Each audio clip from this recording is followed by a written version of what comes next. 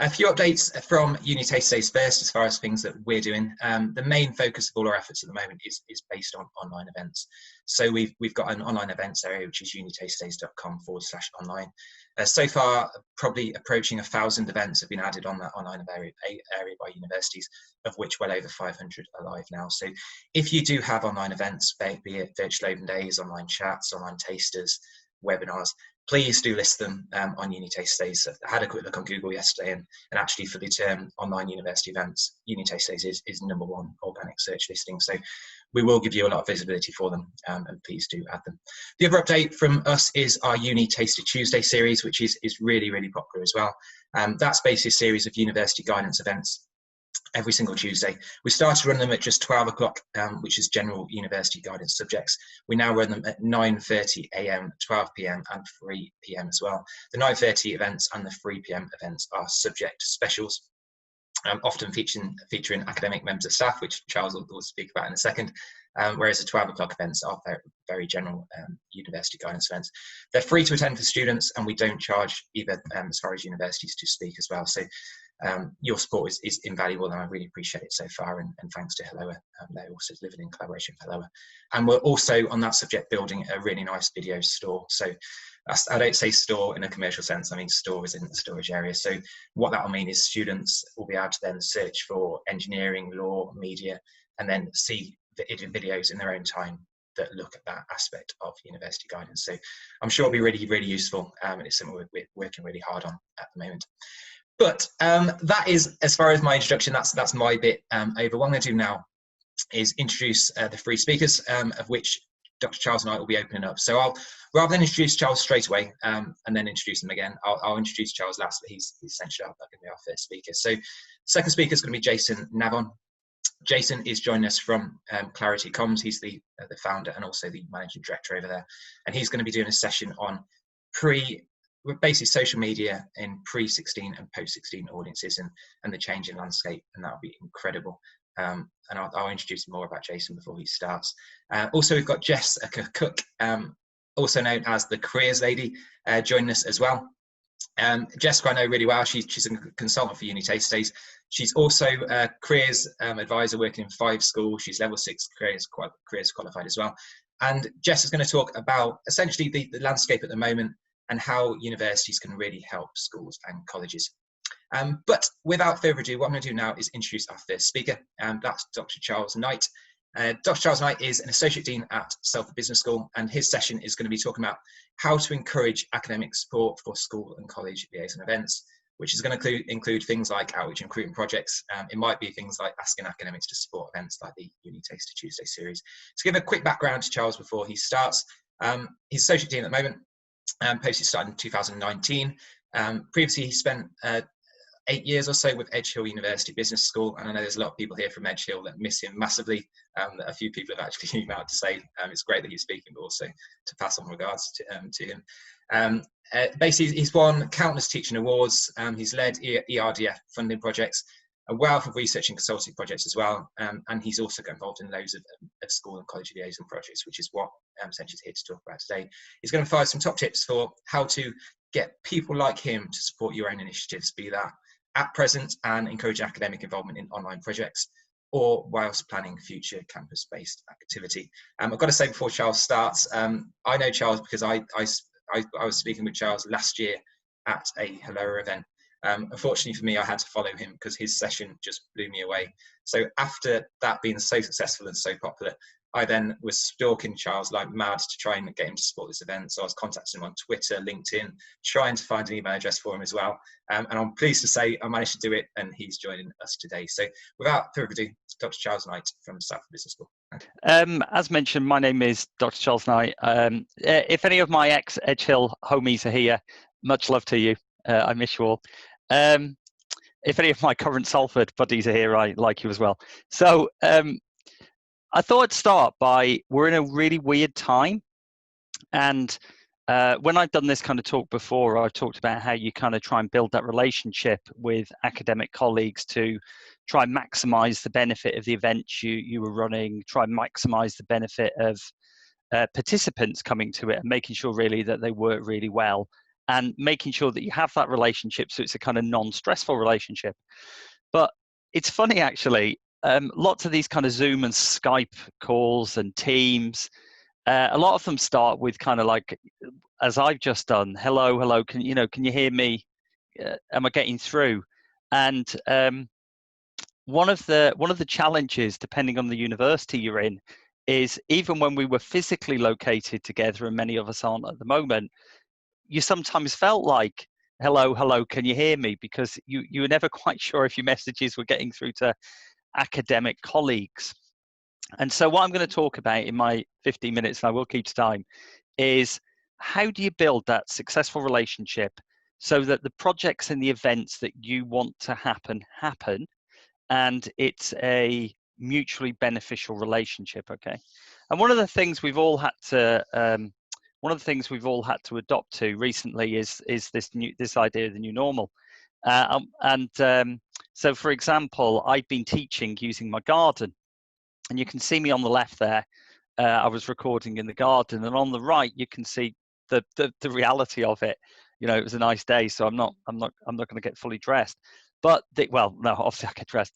But the point is, there's a couple of different challenges at the moment. The first challenge is you've still got that underlying challenge of working with academics and academic departments, but that's compounded by the fact that many of you are now probably wrestling with, how do I make really exciting, good events if I can't do them physically?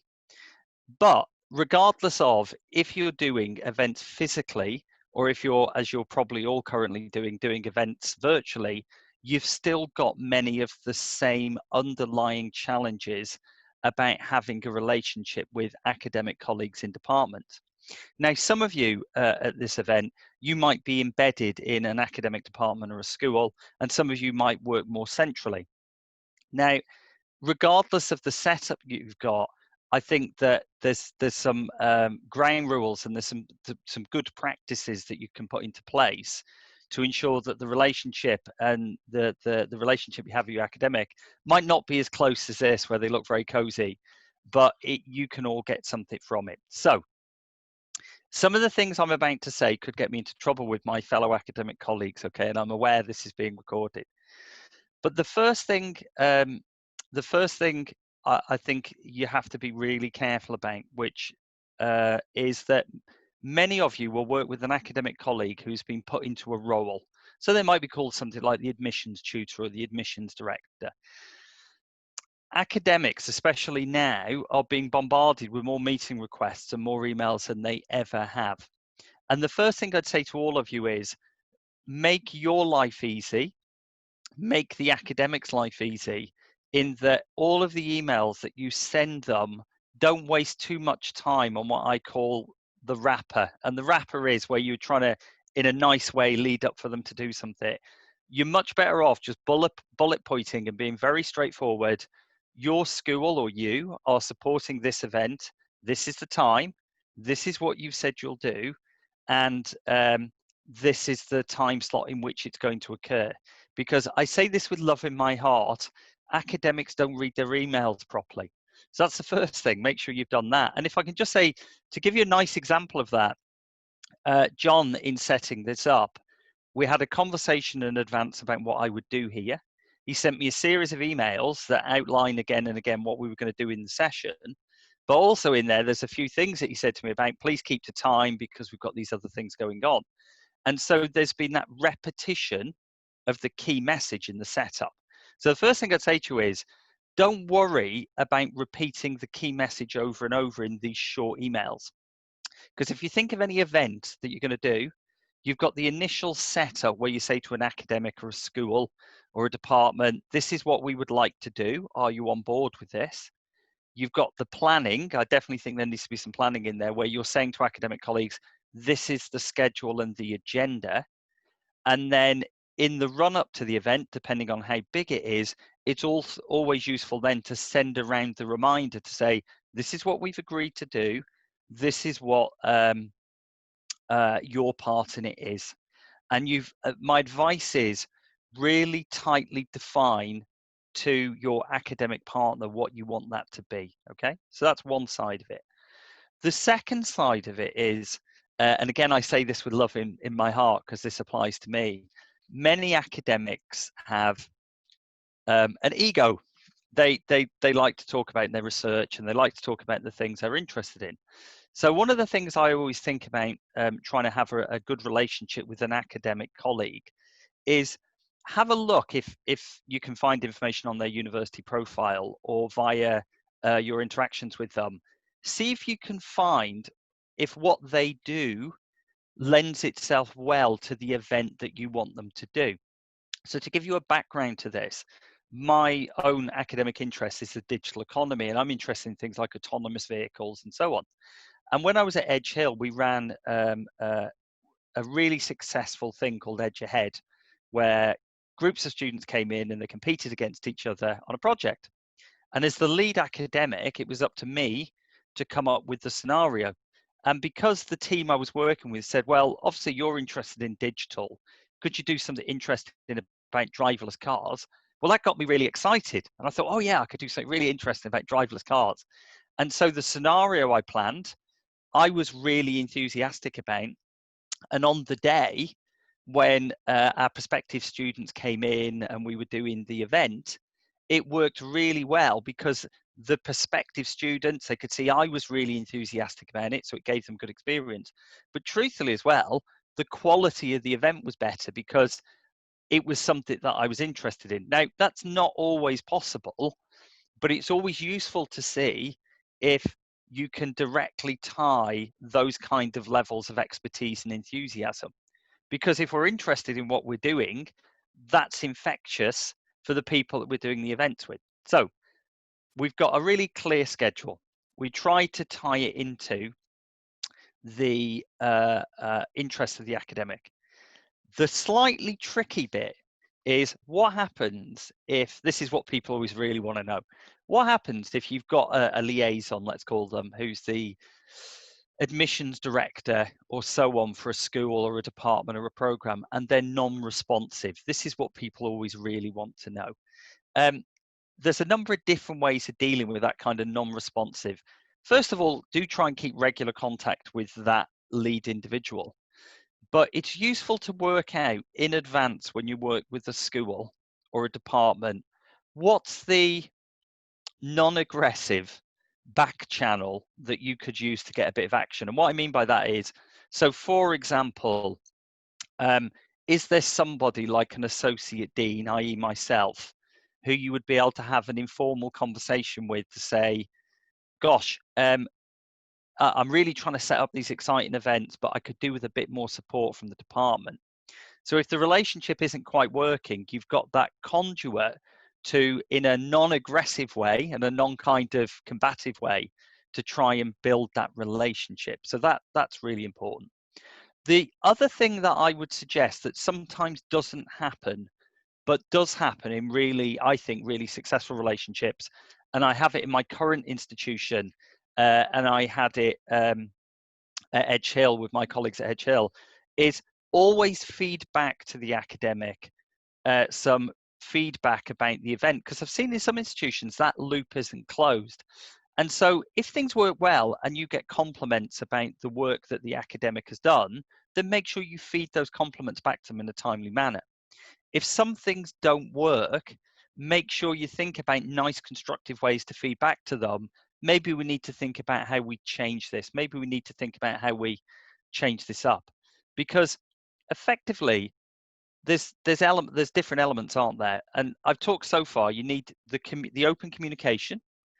You need to make sure that you're really on the ball in terms of the planning and making sure that you're sending information to the academic colleagues about what they need to do and where they are. Because I imagine there's over 100 people here. I can imagine that many of you have had situations where an academic member of staff is supposed to come and give a talk or is supposed to be an event and they just don't appear. And so you always need to be, in a polite, respectful way, making sure you're constantly reinforcing the messages to academics about what you want them to do. In a really ideal world, and I'm quite good at this, and hopefully many of my colleagues are, I use my electronic diary. So make sure you put an, it sounds really obvious, but some people don't do it. Put a meeting invitation in their diary and it's got the agenda in there. Because many academics the day before an event will go, I'm sure I was doing something tomorrow. What was I doing? And so when they look in their diary and it's got the event and it's got the agenda, then that helps keep them on message for what you want to do. Those are the kind of things you can do. What's made this more complicated is a lot of the things that you want academics to do, you're doing in a virtual space. And you're now having to account for, some of them are more comfortable or not on camera, some of them are less confident on camera than others. And so if any of you are doing live events in the near future online, then all of the things I've already mentioned apply.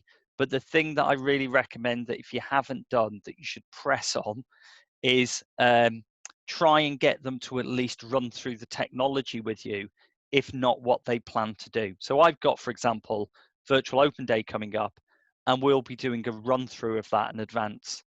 Because in a face-to-face live event, physical campus event, something doesn't quite work, it's quite easy to switch it up and change.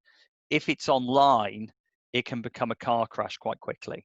So do think, if I'm going to do any live events with academics, am I actually sure that they understand the technology?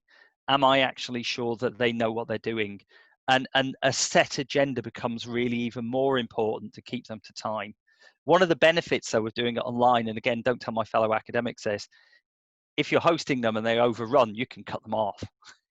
But don't tell them I said that. John can cut me off in a minute if I overrun. But those, for me, it's the same as any other successful relationship. At the start, tell them what you want from the relationship.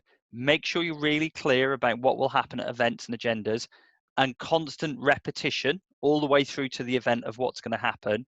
And the follow-up where you highlight to them what worked really well and what we need to work on. If those kind of things work, great. If they don't, then my advice, as I mentioned before, is think really carefully about the back channel.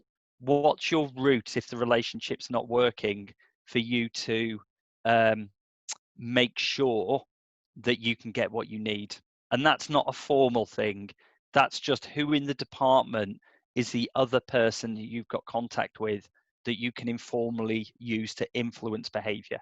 And if I can just finish, because I'm gonna keep the time so John can keep time, but if I can just finish, the other strange place we're in at the moment is that many academics who may not have really been switched on to some of the things that we're doing, because contextually the sector's in for a really hard time, will actually be more receptive and switched on.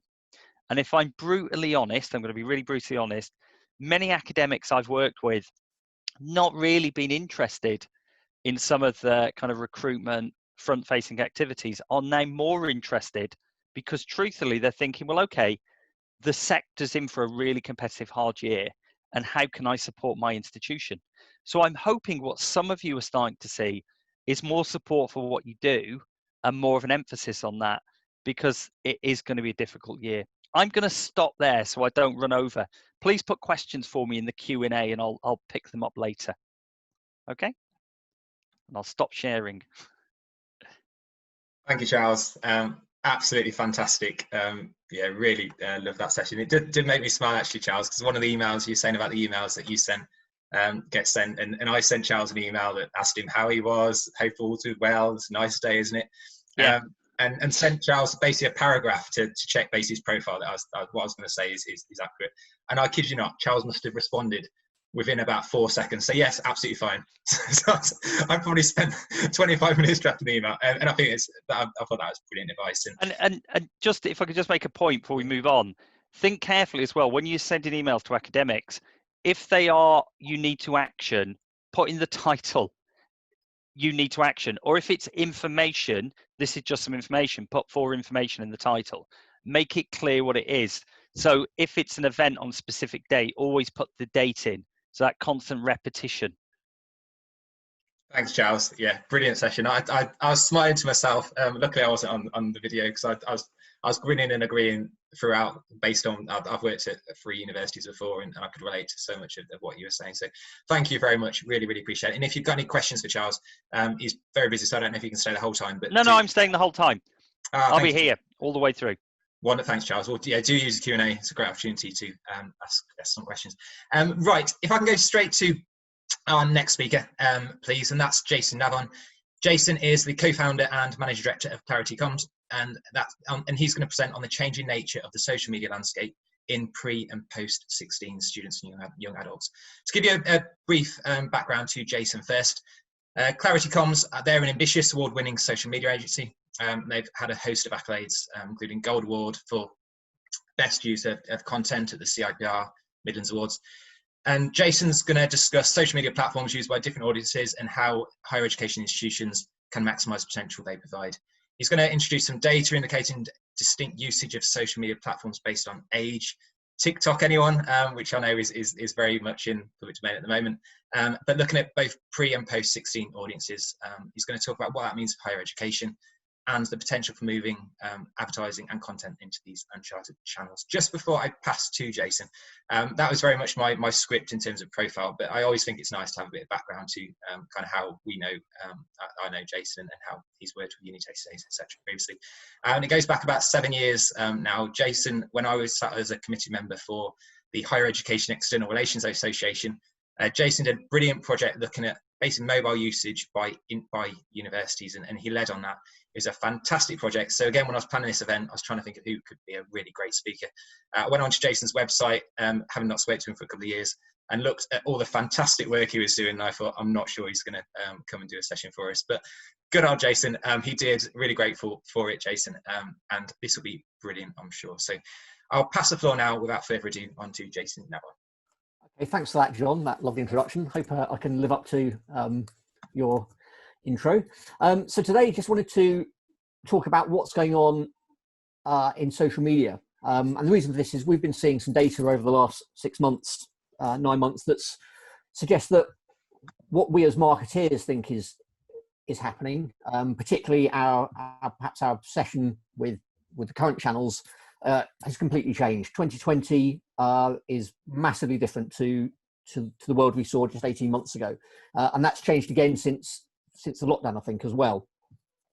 When we talk to clients, clients tend to obsess a little bit about the fact we need to focus on the big 3 social media channels: Facebook, Instagram, and Twitter, in their eyes. But actually, we think that probably holds true for 30+ audiences, and certainly 40+. Facebook, Twitter tend to dominate. But when we look at younger audiences, we see a massively different picture starting to emerge.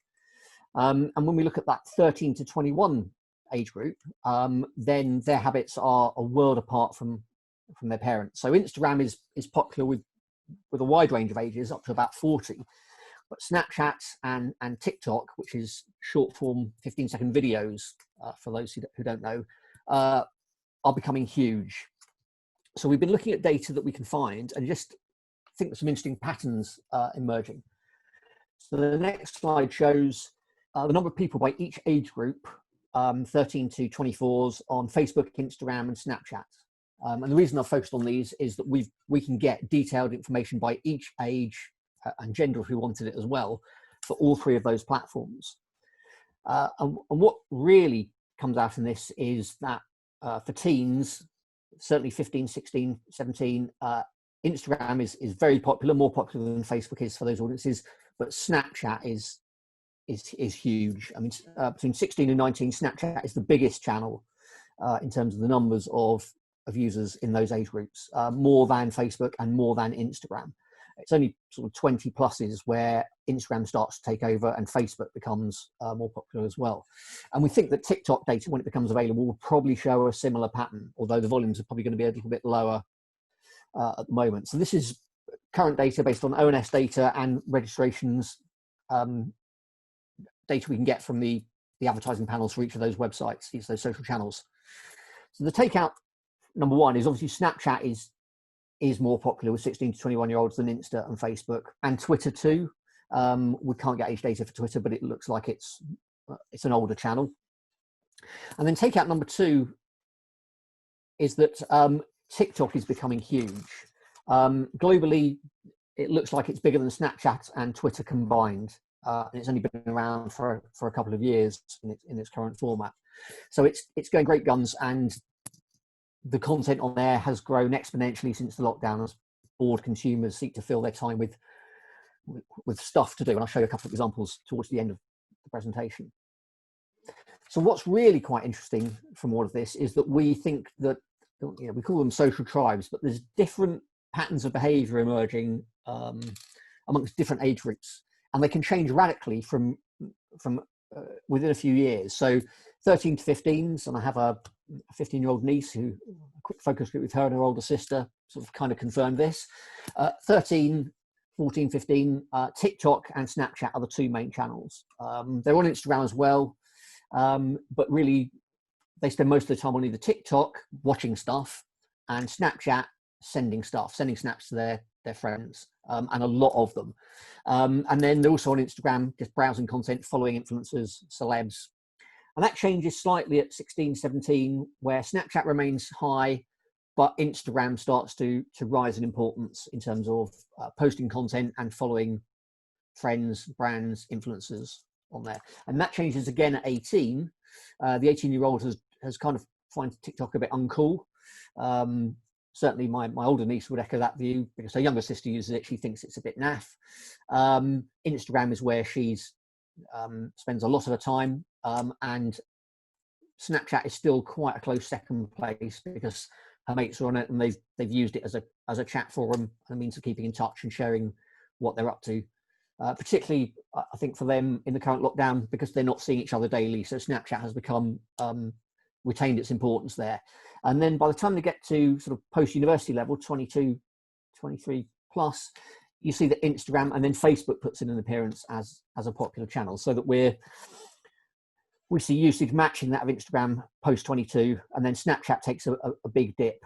And then as you rise up the age groups, 25 plus, it really is Instagram and Facebook all the way. And Instagram leads to sort of late 20s, 29, 30, and then post 30, Facebook is the principal channel that people are in. So each little age group has this distinct preference, this distinct choice where they want to be. And what's really interesting is that Facebook is just not a feature sub 21 anymore.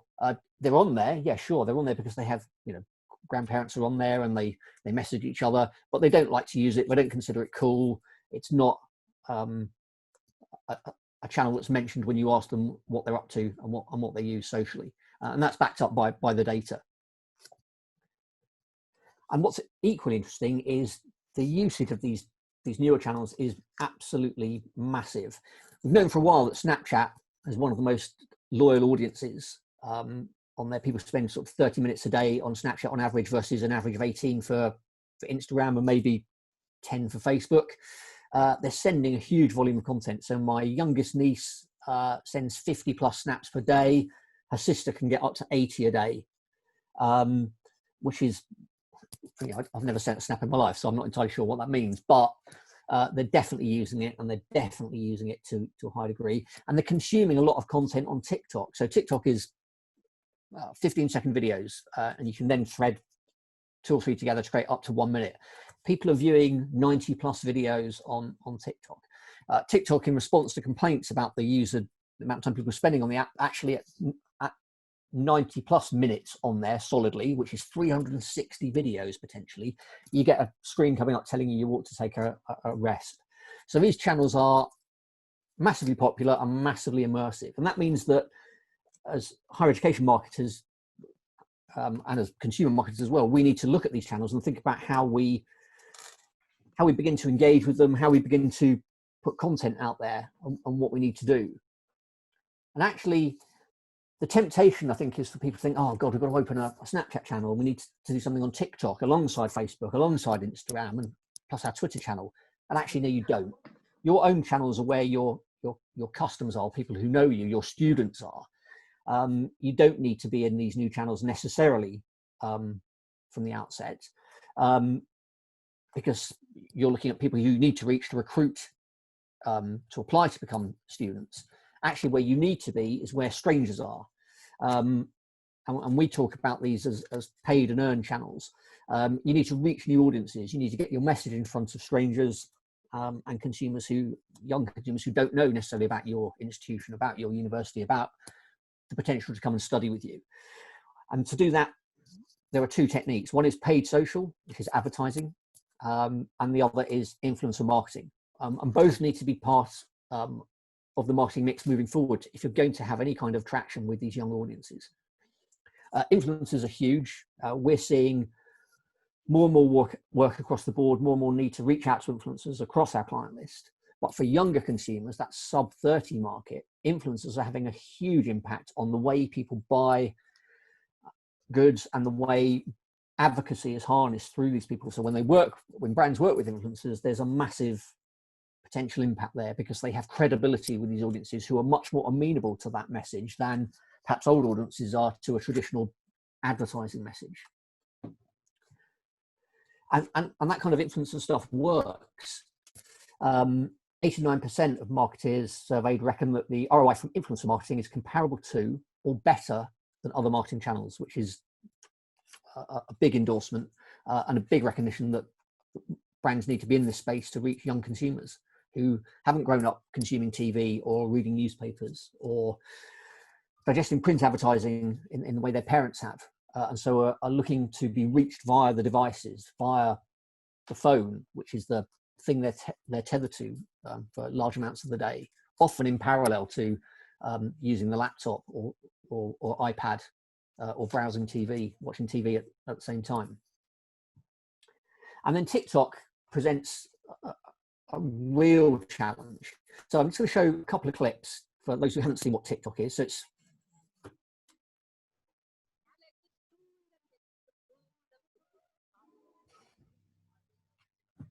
So Gordon Ramsay and his daughter post fairly frequently, and there's a number of celebrities with big followings on TikTok.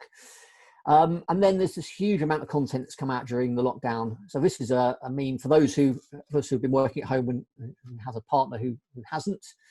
This is doing the rounds.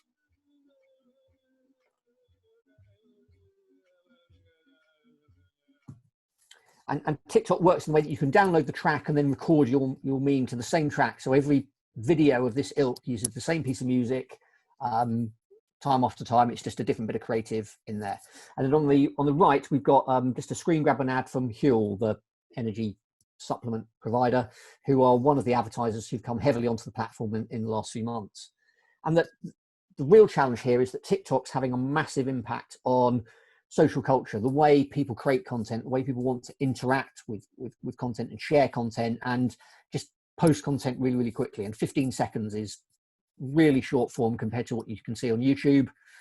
The challenge for brands is if you're going to go into these places and play, you need to understand that your creative has to adapt to the way consumers, young consumers in particular, want to engage with content. So your content has to stand out, it has to be creative, it has to be funny, it has to be engaging, it has to be impactful, and it's got to stand out from a huge crowd. The amount of content coming into TikTok now is huge, and it's grown massively in the last few months. And a lot more over 18 content, adult content we'd seen previously. Pre-Christmas, it was largely a teenage dominated, 60% plus under 21. Get rid of that. So the conclusion really is that social media has changed. It's changed permanently, and it's young sub-21 consumers who are leading the charge in terms of the adoption and the usage of this new content. And this kind of content is here to stay, we think, which means we need to be in those places playing there in a clever way that gets the attention of people in a very tough content-driven environment. And that's it, really. That's just some observations we've made. If you've got any questions, feel free to drop a note in the Q&A. Thank you. Thanks, Jason. Another brilliant session looking at social media and certainly TikTok.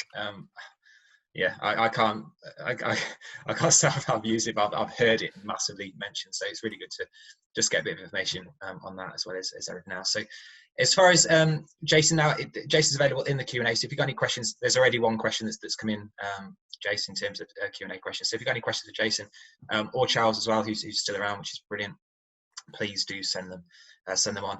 A lot of people, looking at numbers, we've got approaching 200 people watching this, and a lot of people are messaging me asking about recordings. The session is recorded, and the event page that you booked on will host the recording after the session. So please do keep an eye on that, and I'll also send the link out to everyone that's booked a place on this event as well, should you wish to pass the recording on to colleagues, etc. And from the first event as well, the first event we looked at things like LinkedIn, coaching, creating engaging presentations. That recording is also on that page. Right, but last but certainly no means least, let me introduce Jess. Jessica Cook is a careers professional, and she's also a consultant for UniTasterDays, and I'll mention that a little bit more about that in a second. And Jess is going to talk about how to work with schools during the lockdown. To give you a bit of background to Jess, also known as the Careers Lady, and I love the story why she's known as the Careers Lady, and it's basically because in her school, rather than being called Jess or Jessica, people just know her as the Careers Lady, and she's basically built a brand based on it. She's level 6 career qualified. She works with 5 schools around the Wiltshire area, and as well as obviously consultant for UniTasterDays. As far as the session, Jess is going to discuss how to make your online university, school and college liaison offering stand out to schools. And it's going to include understanding some of the barriers that schools face when sharing online learning, such as safeguarding, different platforms being used by students, and students' ability to access these from home. And also how universities, which is obviously what the main people that are watching this is university practitioners. Probably 99% of people watching this are university practitioners. How essentially you can overcome these. To give a bit of background to how I know Jess and how she works for UniTasterDays, I've known Jess through the sector in her careers role for several years, and as well as now working in the careers role, she also undertakes freelance projects, and I'm really pleased to say that one of the big freelance projects she has is working with UniTasterDays. So she supports us, such services that we offer clients now, such as we can get careers perspectives on your listings and your institution profile and stuff, and Jess leads on that, as well as helping us with various projects. And it's really great to have someone kind of on the ground supporting us, so we can make sure that our offer is as relevant to schools as possible. So without further ado, Jess, I'll pass the floor to you, please. Thank you very much, John. So yeah, nice to meet you all, meet you all, and thank you to John for inviting me on today. It's actually given me a reason to iron a shirt, which I've not done in quite a few weeks. So thank you. I'll just share my screen.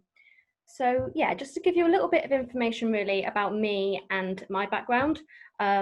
I spent a long time working in recruitment and talent attraction, so working with businesses on apprenticeship schemes and things like that, before moving across a couple of years ago now to start working in schools and working to meet Gatsby.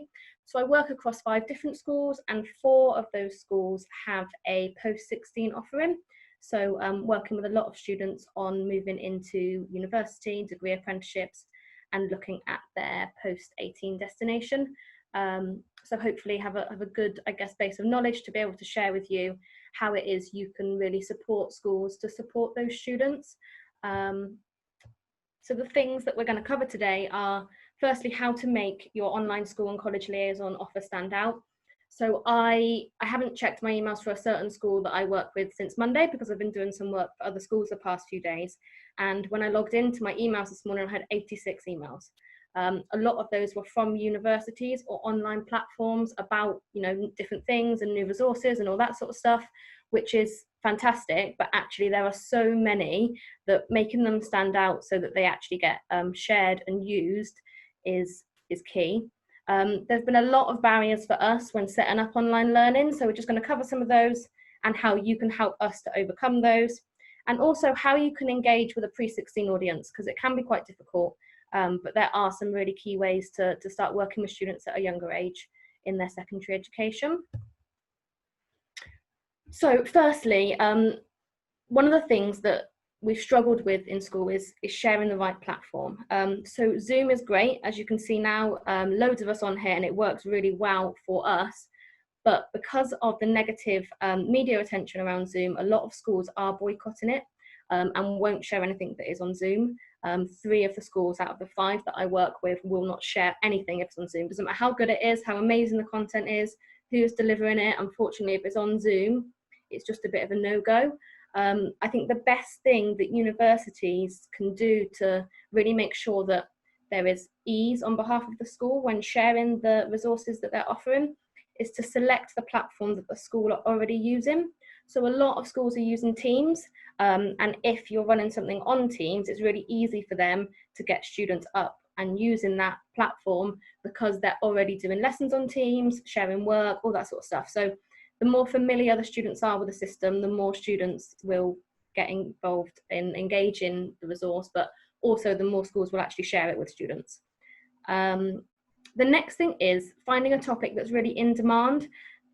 I receive a lot of information that's on a similar topic. So personal statements, understanding student finance, which are all great to have those sort of generic topics if you like, but I'm sure that you all work with a number of partner schools, and it would be really useful for you to go to them and just simply ask the question, what do you need?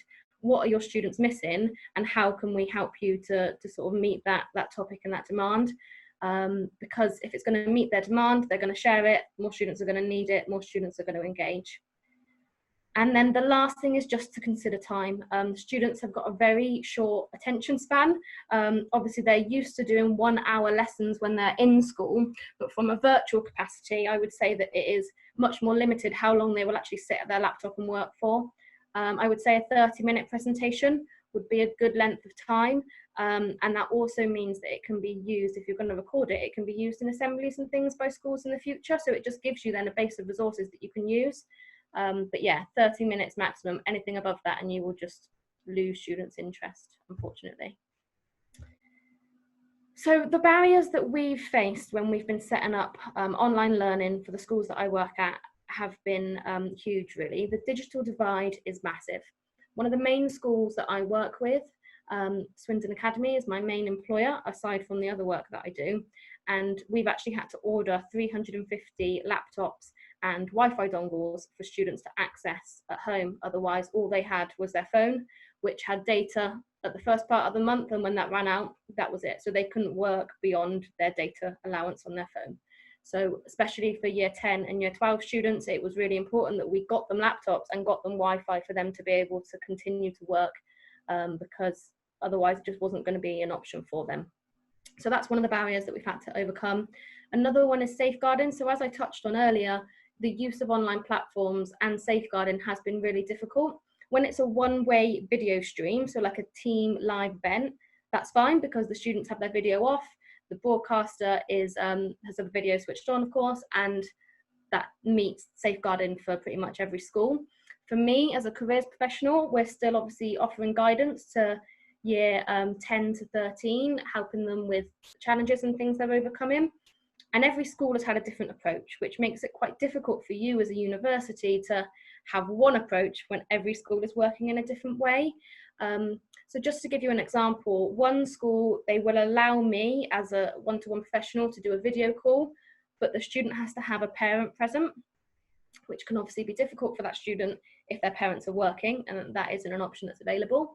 Another one will allow us to do video calls, but they have to be recorded so that, you know, if there's any safeguarding issues raised, our safeguarding lead can watch back and see what has occurred.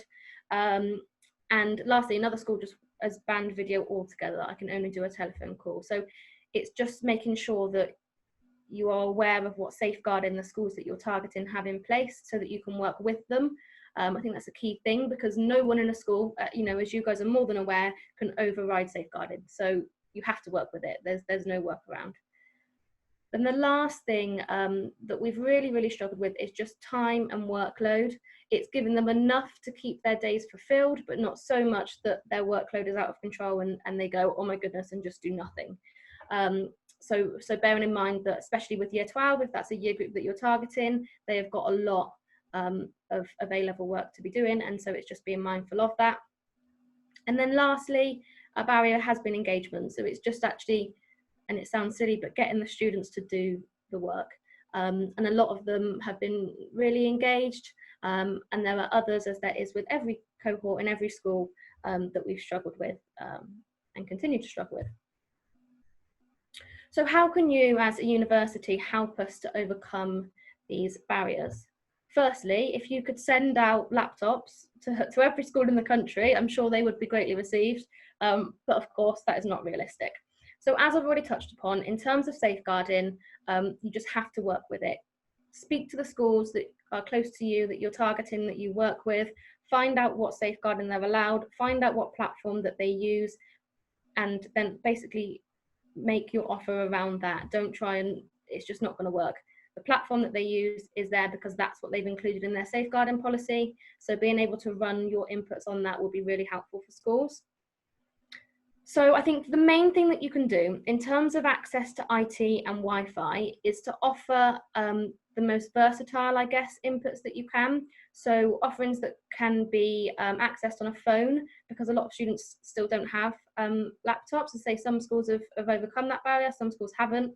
And also making it sure it's recorded so that students can watch it back at a later date. So if their data doesn't refresh until next Wednesday, but your event is happening on Friday, maybe they're really, really interested, but they just can't access it. So recording it, sending it out so that when they've got data again, unfortunately that is the state of affairs for a lot of students, is that they can only access it at certain times of the month. So it's just being wary of that when you're putting those offerings together. Okay, so time and workload, actually from when I wrote this presentation to me now delivering has changed, and I've updated it in line with that, because Year 12s across the country now are going to be returning to sixth form college, same with Year 10. And it's really important now to think that how are you going to be able to speak to both cohorts, so the ones that are still working from home and the ones that have returned to school.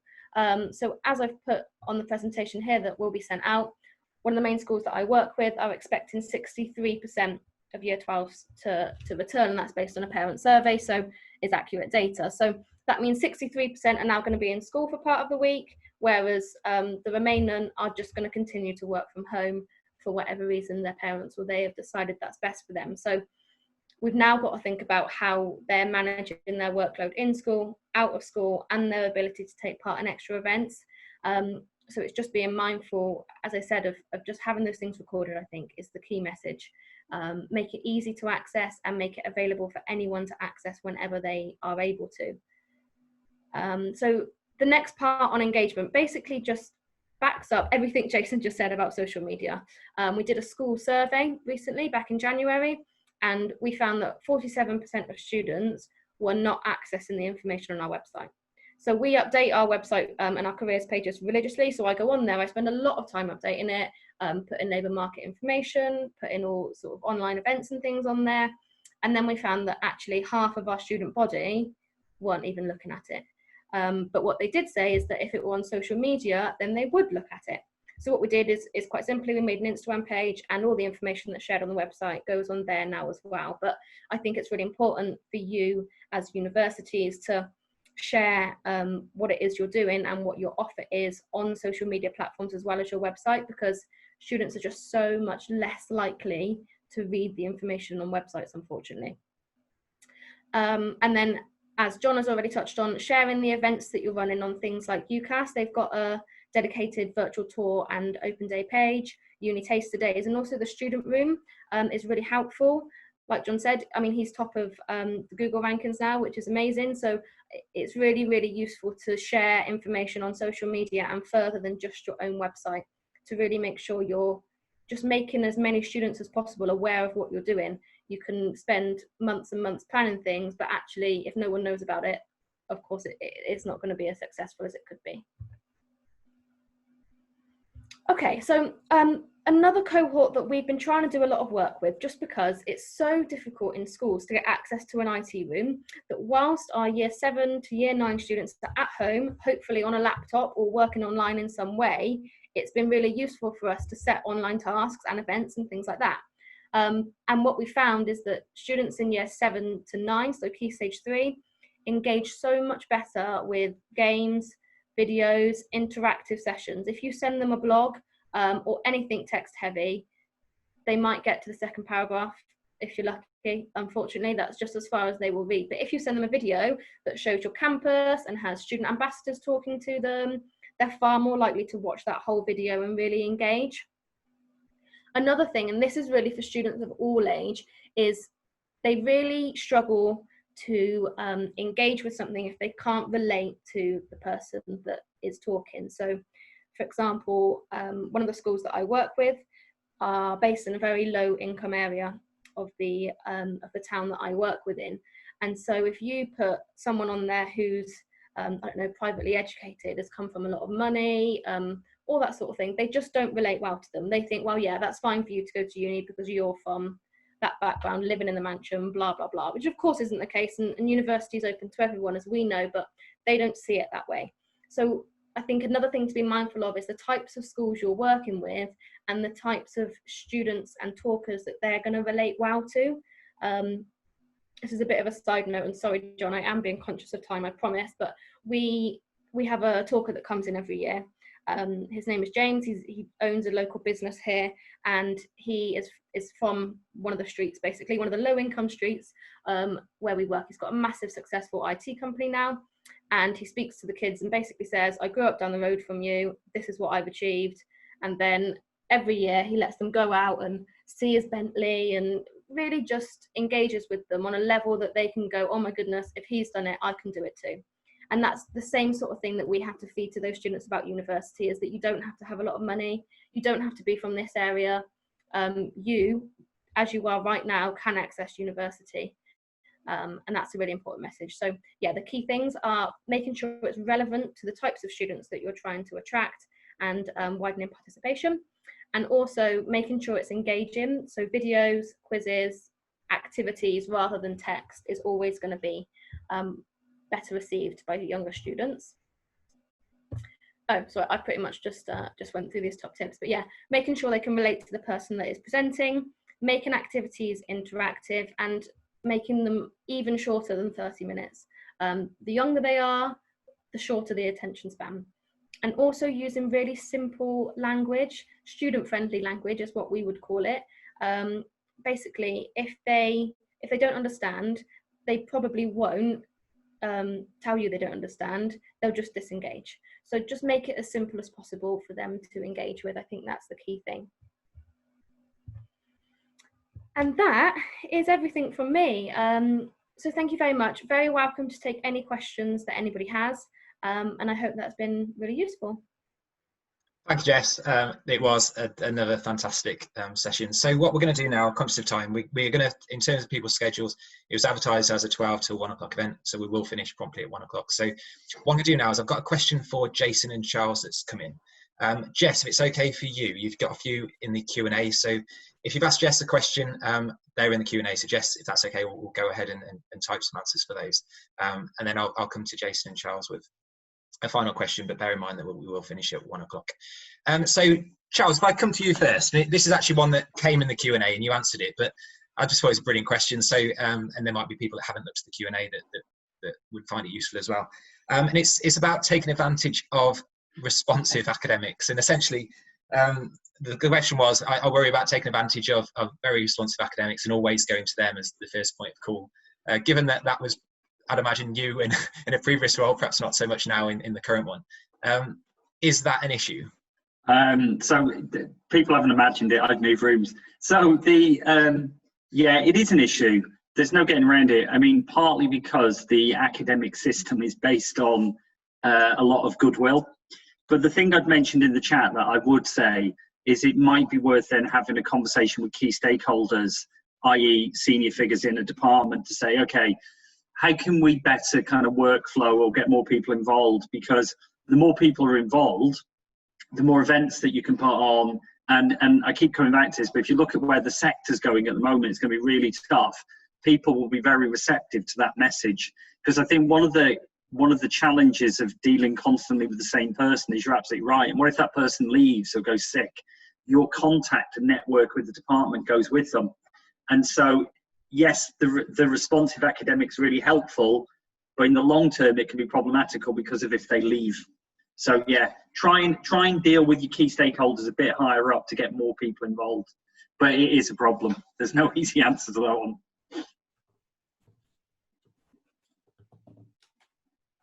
Yeah, unmute myself. Nearly got to the whole end of this session without having a unmute problem, and right at the end blew it. Right, and then if I can just move on now and ask the question to Jason, which will be the final session. We will finish at 1 o'clock, and that's about if anyone's watching this, maybe in a school and college liaison role, and wants to take advantage of platforms like TikTok, but their institution don't do anything already. Perhaps haven't got a member of staff that's tasked with it. What is usually the kind of the first step towards implementing any action looking at the growth of these massive social challenges, Jason? Well, TikTok is probably the one that's of the moment. It's just become huge in the last couple of months.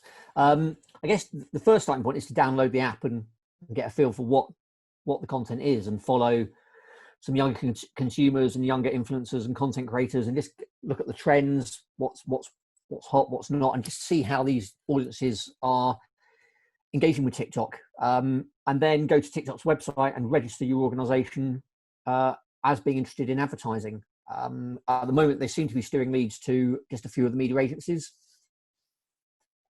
So we haven't got access to the self-service module yet. We're hoping that happens some point this year, and they open it up to a wider advertising pool. And at the moment, for our alcohol drinks clients, it's probably a bit too Wild West for them, but we are seeing some interest in it from sort of brands interested in that younger sort of 18 to 25 segment.